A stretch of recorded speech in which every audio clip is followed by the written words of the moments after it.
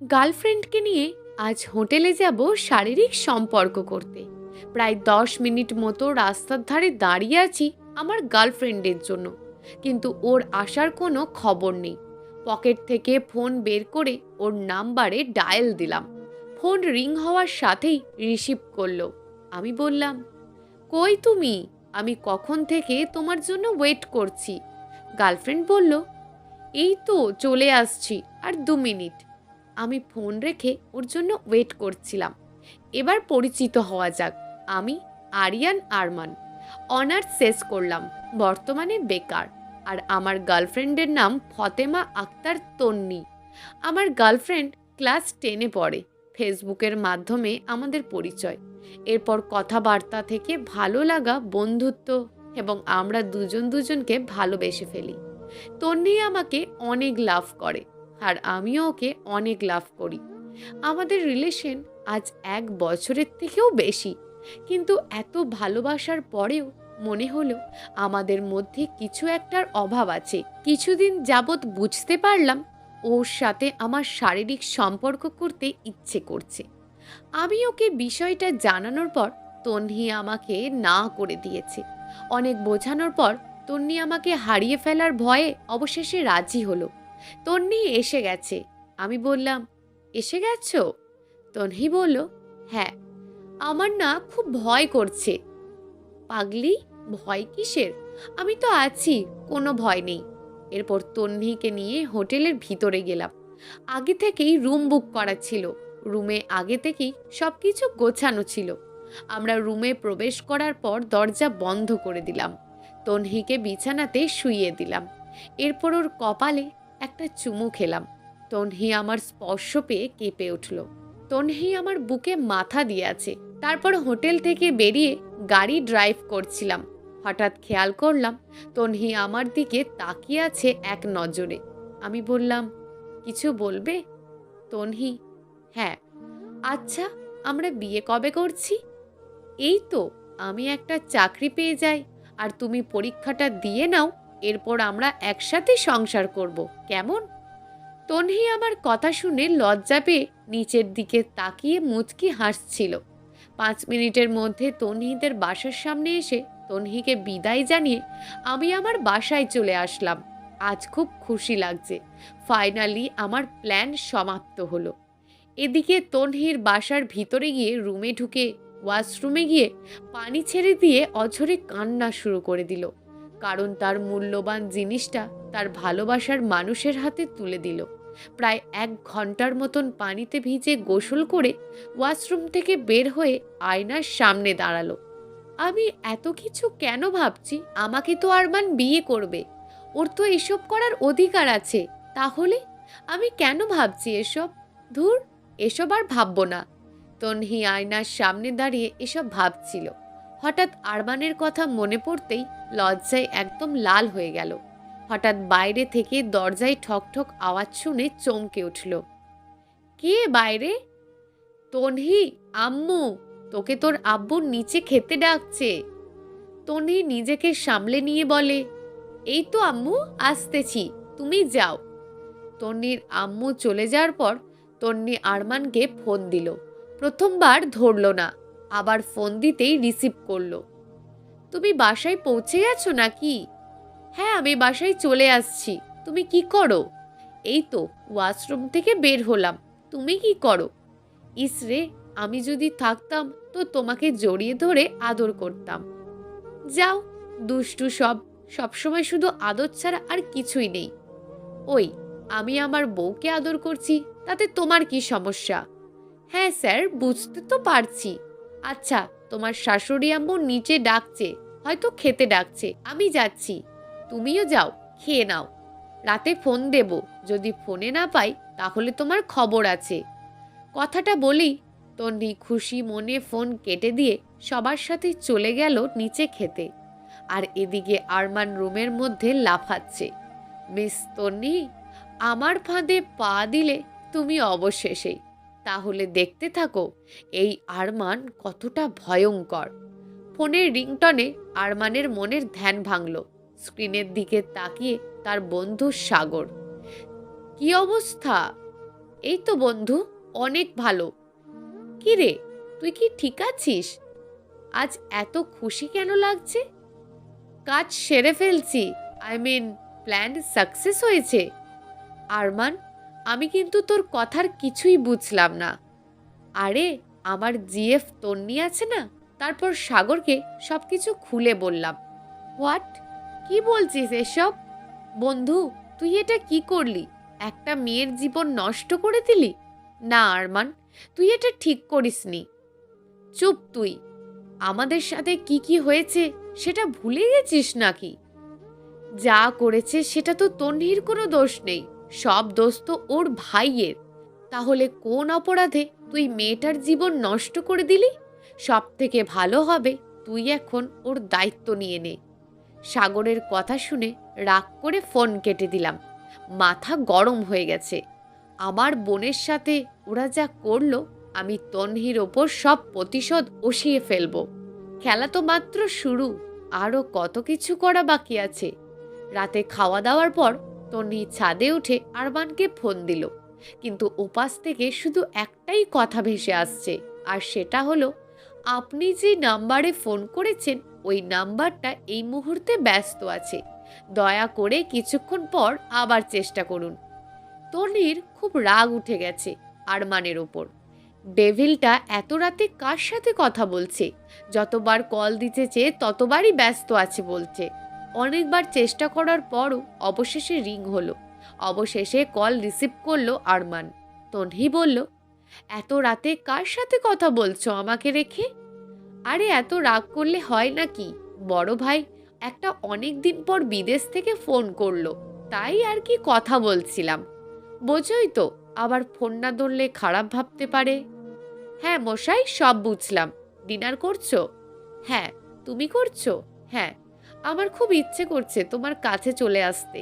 সত্যি বলতে, তোমাকে ছাড়া আমার এখন কিছু ভালো লাগে না। এক কথায় বলতে গেলে তোমাকে ছাড়া কেমন যেন আনইজি ফিল করি। পাগলি, বললাম তো তোমার পরীক্ষা শেষ হোক, এরপর তোমাকে নিয়ে আসবো আমার কাছে। কেমন? হ্যাঁ, মনে থাকে যেন। অবশ্যই মহারানী।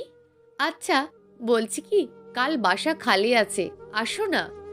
তন্হি বলল, আসলে এতবার বাসা থেকে বের হওয়া একটু জটিল। ও, তার মানে তুমি আসবে না, তাই তো? ঠিক আছে, ভালো থেকো। আহারে, এরকম রাগ কেন করছো? আমি তো মজা করছিলাম। আচ্ছা, কাল আসবো। এবার হ্যাপি তো? হ্যাঁ, খুব খুব হ্যাপি। আচ্ছা, আমার ঘুম আসছে, ঘুমাবো। কাল সকালে এসো। অবশেষে তাদের দুজনে কথা বলা শেষে তন্হি ছাদ থেকে নেমে নিচের রুমে চলে গেল। রাত পার হয়ে সকাল হলো। আরমান সকালবেলা তাড়াতাড়ি উঠে পড়ল। বাসার সবাই মার্কেটে গেল। এই সুযোগে আমার কাজ শেষ হয়ে যাবে আরমান এসব ভাবছিল। নিচে থেকে কলিং বেলের আওয়াজ পেলাম। তার মানে তন্নি এসে গেছে। আরমান দরজা খুলে দেখে যে ওর সামনে শাড়ি পরা একটা মেয়ে দাঁড়িয়ে আছে। হালকা আকাশি রঙের একটা শাড়ি। ওপরের দিকে তাকিয়ে যেন আমি বাকরুদ্ধ হয়ে গেলাম। আমার সামনে তন্নি দাঁড়িয়ে আছে। আমি ওকে নতুনভাবে যত দেখছি ততই অবাক হচ্ছি। আমাকে এভাবে তাকিয়ে থাকতে দেখে ওর ঠোঁটের কোণে হাসি ফুটল। ওই, এভাবে কি দেখো? দাঁড়িয়ে রাখবে নাকি ভেতরে আসতে বলবে? হ্যাঁ, আসো আসো, ভিতরে এসো। তন্নি ভিতরে আসার পর আরমান দরজা বন্ধ করে দিল। তন্নি গিয়ে সোফায় বসলো। আমি গিয়ে তন্নির কোলে মাথা রাখলাম। তন্নি, তুমি কি প্রস্তুত আছো? আচ্ছা, বারবার আমরা এটা করছি, এটা কি ভালো হচ্ছে আরমান? আমার ওপর তোমার বিশ্বাস নেই? তোমার ওপর বিশ্বাস আছে বলেই তো আমি আজ বেঁচে আছি। তাহলে আর কোনো ভয় নেই। আমি তন্নিকে কোলে করে ওপরে নিয়ে গেলাম।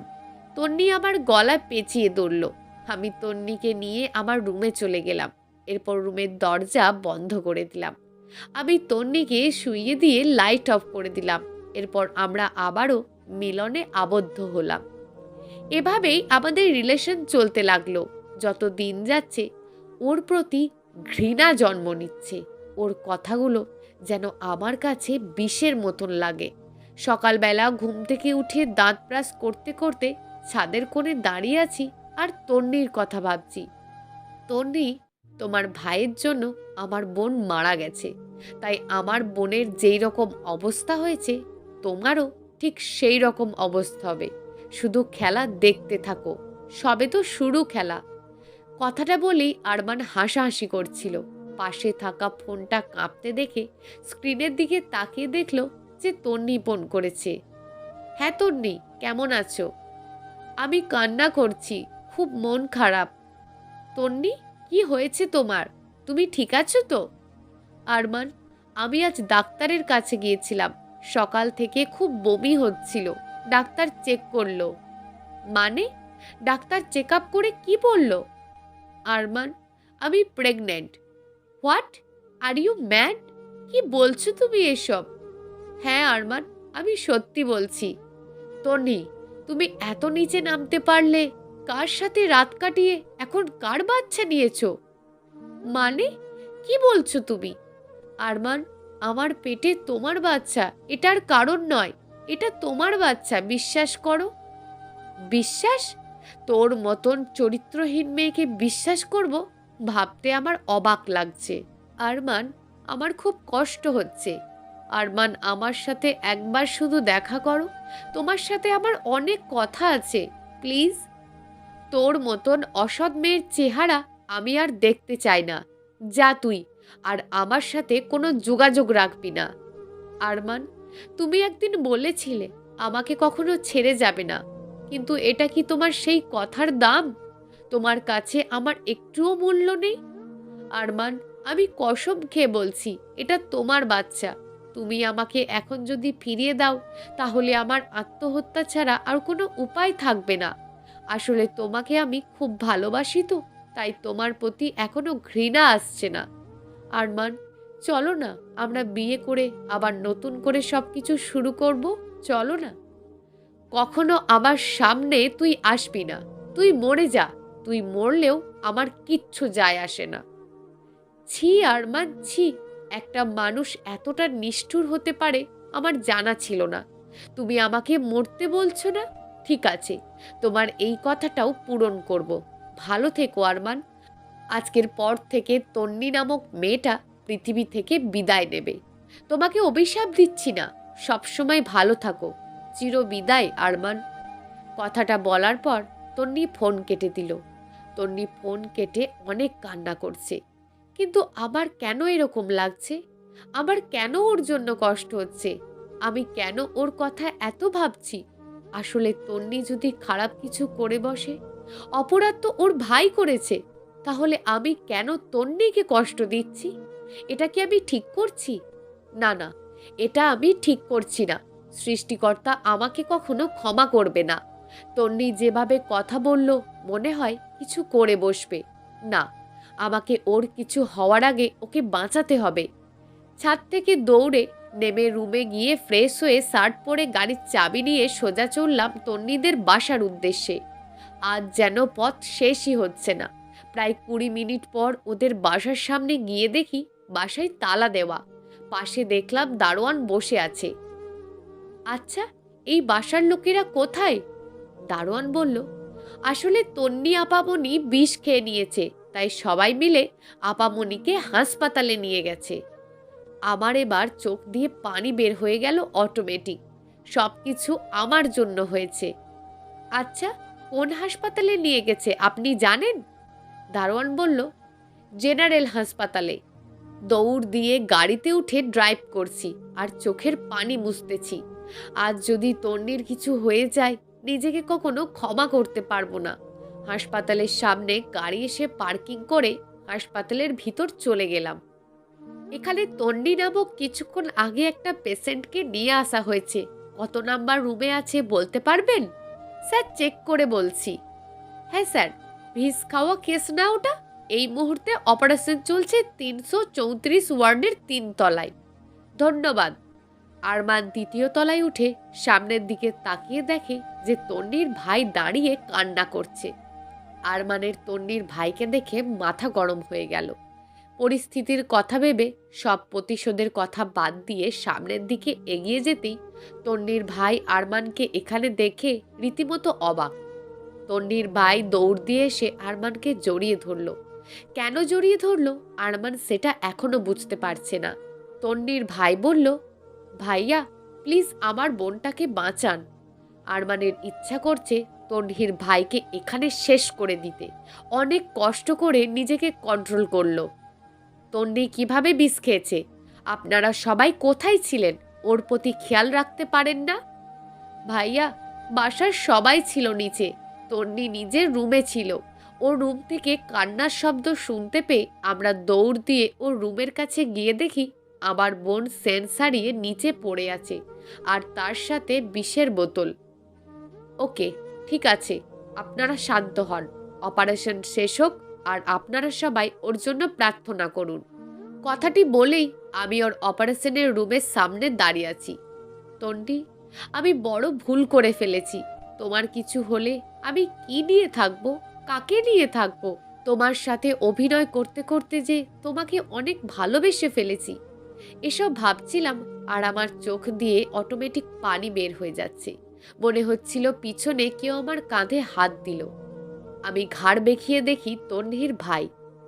ভাইয়া, আপনার সাথে একটু জরুরি কথা বলা যাবে? হ্যাঁ বলেন। আর চোখের পানি মোছেন। আপনি হাসপাতালে আসছেন, আপনার যদি এই অবস্থা হয় তাহলে বাসার সবার কি অবস্থা হবে বুঝতে পারছেন? ওদেরকে কি করে সামলাবে? আগে নিজে শক্ত হন। কি বলতে চাইছিলেন বলুন। ভাইয়া, আমি জানি আমার বোন আপনাকে অনেক ভালোবাসে। জানেন, ছোটবেলা থেকেই ও আমার কিছু এবং আমাদের সবার কাছে যা কিছু চাইছে আমরা তাকে সব ঠিক সময় সব কিছু এনে দিয়েছি। আপনাকে আমার বোন এত ভালোবাসে যে আমার বোন শেষ মুহূর্তে এসে মৃত্যুর সাথে লড়াই করছে। আপনি ফারিয়ার ভাই, আমি এটাও জানি। আমি ফারিয়ার সাথে যা করলাম এটা আপনাদের সাথে অনেক বড় অন্যায় করা হয়ে গেছে। আমি জানি ফারিয়া আমার কারণে অচেনা দেশে হারিয়ে গেছে। আমি আমার সব দোষ মানছি। আমাকে যা শাস্তি দেওয়ার দেন, কিন্তু আমি আপনার কাছে হাত জোর করে বলছি ভাইয়া, আমার বোনটাকে আপনি নিজের কাছে রাখবেন। আমি আর কিচ্ছু চাই না। আপনি আমাকে যা ইচ্ছে তাই করতে পারেন, কিন্তু আমার বোনকে কষ্ট দিয়েন না। আপনার কথাগুলো শুনে আমি সব কিছুই বুঝতে পারছি। আচ্ছা, যাই হোক, আমি নিজের ভুলও বুঝতে পেরেছি। আর এখন এসব বাদ দিয়ে তন্নির জন্য প্রার্থনা করেন। এভাবে আর কিছু সময় কথা বলার পর অপারেশন শেষ হলো। ডাক্তার বের হওয়ার পর তন্নির ভাই জিজ্ঞেস করলো, তন্নি কেমন আছে ডাক্তার? এই ধরনের রোগীরা কিন্তু বেশি মারা যেত যদি দেরি হতো, কিন্তু সৃষ্টিকর্তার আশীর্বাদে এমন কিছু হয়নি। ধন্যবাদ ডাক্তার। ডাক্তার চলে যাওয়ার পর প্রায় 1 ঘন্টা পরে তন্নিকে কেবিনে শিফট করা হলো। হঠাৎ একটা নার্স বের হয়ে, এখানে তন্নির বাসার লোক কারা? জি, আমি ওর ভাই। তন্নির কি হয়েছে? ওর সেন্স ফিরেছে। আর এখানে আরমানকে? উনি সেন্স ফেরার পর থেকে শুধু বারবার আরমানের নাম ধরে ডাকছেন। আমি আরমান। ওকে, তাহলে আপনি একবার আমার সাথে আসেন। এরপর আরমান ভিতরে ঢোকার পর নার্স বের হয়ে গেল। আরমান তন্নির দিকে তাকাতে চোখে পানি চলে আসলো। একদিনের মেয়েটার মুখের অবস্থা কি হয়েছে? আরমান তন্নির পাশে গিয়ে বসলো। তন্নি, এই তন্নি। আরমানের ডাক শুনে তন্নি আস্তে আস্তে চোখ খুলে দেখে যে আরমান তার সামনে বসে আছে। তন্নি আরমানকে দেখে কান্না করে দিল। আরমান তন্নির চোখের পানি মুছে দিল। এরপর তন্নি উঠে বসার চেষ্টা করতেই আরমান না করল। এরপর আরমান তন্নির দিকে ঝুলে গিয়ে ওর কপালে ভালোবাসার পরশ এঁকে দিল। আরমান, আমাকে আর ছেড়ে যাবে না তো? খুব আস্তে করে কথাটা বলল তন্নি। এই যে আমাদের বেবির কসম, কোথাও যাব না। এই ওয়েট, আমাদের বেবি ঠিক আছে তো? আরমানের কথা শুনে তন্নি লজ্জায় একদম লাল হয়ে গেল। তন্নি আরমানকে একটু এগিয়ে আসতে বলল। এরপর তন্নি আরমানের কানে কানে বলল, আমাদের কলিজাটা একদম ঠিক আছে। ওই, কালকে আমরা বিয়ে করব, না হলে এটা কিন্তু খারাপ দেখা যায়। আরমান আর কিছু বলার আগে তন্নির ভাই দরজা দিয়ে ভিতরে ঢুকতে ঢুকতে বলল, সব ব্যবস্থা করে ফেলেছি আমি, তোমরা কোনো চিন্তা করো না। তন্নি দরজার দিকে তাকিয়ে দেখল যে তার ভাই। ওর ভাইয়ের কথা শুনে তন্নি লজ্জা পেয়ে মুখ ফিরিয়ে নেয়। আমি বসা থেকে দাঁড়িয়ে গেলাম। বোন, এখন কেমন লাগছে? জি ভাইয়া, এখন ভালো আছি। তুমি তো মুখের অবস্থা খারাপ করে দিয়েছো। কি খাওয়া দাওয়া করনি নাকি? করি তো বোন, তোর জন্য টেনশন হচ্ছিল। আচ্ছা, তুই আরমান ভাইকে নিয়ে থাক, আমি ডাক্তারের সাথে কথা বলে আসি। এই কথা বলে তন্নির ভাই বের হয়ে গেল কেবিন থেকে। আরও 2 দিন হাসপাতালে থাকতে হয়েছে আমাকে তন্নির কাছে। ও কিছুতেই আমাকে ছাড়তেই চাইছিল না। আজ হাসপাতাল থেকে রিলিজ করে দেয়া হলো। এরপর তন্নিকে একটা গাড়ি করে ওর ভাই নিয়ে গেছে। এর ফাঁকে আমার বন্ধুরা আমাকে একটা রুমের মধ্যে নিয়ে পাঞ্জাবি পরিয়ে দিল। এক কথায় পুরো বরের সাজে সাজিয়ে দিল। এসব কি হচ্ছে? তোরা আমাকে এসব পড়ালি কেন? আরমান, এখন চুপ করে থাক, যথা সময়ে দেখতে পাবি সবকিছু। 20 মিনিট পর আমার বন্ধুরা আমাকে ধরে রুমের বাইরে নিয়ে গেছে। রুমের বাইরে গিয়ে আমি তো রীতিমতো অবাক হয়ে গেলাম, কারণ রুমের বাইরে তন্নির ভাই সহ অনেক লোকজন এবং আম্মু আব্বু সবাইকেই দেখতে পাচ্ছি। সবাই আমাকে দেখে আমার দিকে হাঁ করে তাকিয়ে আছে। হঠাৎ চোখ গেল বিয়ের সাজে একটা মেয়েকে সোফায় বসানো হলো, কিন্তু এত বড় একটা ঘোমটা দিয়ে রাখছে যে ঘোমটার কারণে কিছুই দেখা যাচ্ছে না। অনেক চেষ্টা করলাম, অথচ কিছুতেই দেখতে পাচ্ছি না। এটা কি তন্নি নাকি অন্য কেউ? ধুর, এসব কি ভাবছি? অন্য কেউ কেন হবে? তন্নিই হবে। আমাকে ওর পাশে বসানো হলো। যথাসময়ে কাজী সাহেব এসে বিয়ে পড়ানো শুরু হলো। আমি তো শুধু বোকার মতন হাঁ করে আছি। সম্পূর্ণ নিয়ম কানুনের মাধ্যমে আমাদের বিয়েটা অবশেষে শেষ হলো। এরপর তন্নিকে নিয়ে আমি রওনা দিলাম আমাদের বাসায়। বাসায় পৌঁছানোর পর আমি বন্ধুদের সাথে আড্ডা দিচ্ছিলাম, আর তন্নিকে আমার ভাবি বোন সবাই মিলে আমার রুমে নিয়ে গেল। বন্ধুদের সাথে আড্ডা দিতে দিতে অনেক সময় হয়ে গেছে, তার কোনো খেয়ালই নেই। ফোনের স্ক্রিনের দিকে তাকিয়ে দেখি রাত 1টা বাজতে চলল। হায়, আজকে আমাকে মেরেই ফেলবে মনে হয়। বন্ধুদের থেকে কোনো রকম বিদায় নিয়ে দরজার সামনে গিয়ে দাঁড়িয়ে আছি। ভয়ও কাজ করছে। আমি হালকা করে ভিতরে ঢুকলাম। আমার দরজা খোলার শব্দ পেয়ে তন্নি একটু নড়ে বসলো। আমি দরজা বন্ধ করে আস্তে আস্তে বিছানার কাছে গিয়ে যখনই বসবো, খবরদার, তুই এখানে বসবি না। আমি তো ভয়ে এক লাফ দিয়ে উঠে গেলাম।